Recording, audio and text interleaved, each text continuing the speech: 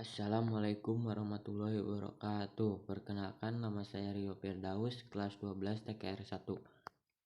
Saya akan memberikan contoh teks editorial beserta strukturnya. Teks editorial ini diadaptasi dari. Sebelum ke contoh, kalian pahami lagi struktur teks editorial. Berikut penjelasannya. Pernyataan pendapat atau tesis berisi suatu sudut pandang penulis mengenai masalah yang sedang dibahas. Biasanya berisi teori yang diperkuat dari argumen.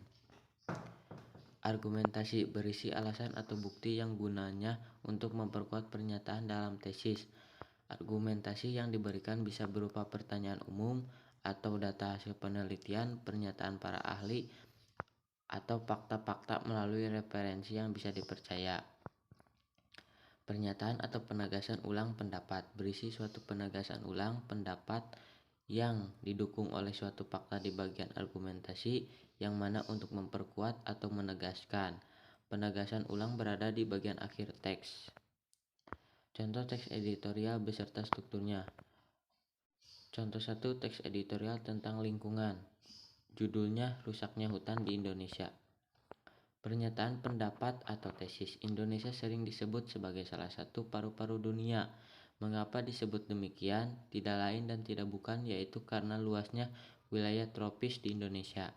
Wilayah hutan yang luas menyumbang banyak oksigen yang dibutuhkan masyarakat. Namun, apakah ini akan terus berlanjut melihat tingginya kerusakan hutan dan kebakaran hutan di Indonesia? Argumentasi dari Januari hingga Mei, tercatat kebakaran di Indonesia sudah seluas 42.740 hektar. Kebakaran sudah seperti agenda tahunan di Indonesia. Kebakaran hutan bisa disebabkan oleh musim kemarau yang panjang atau ulah manusia sendiri.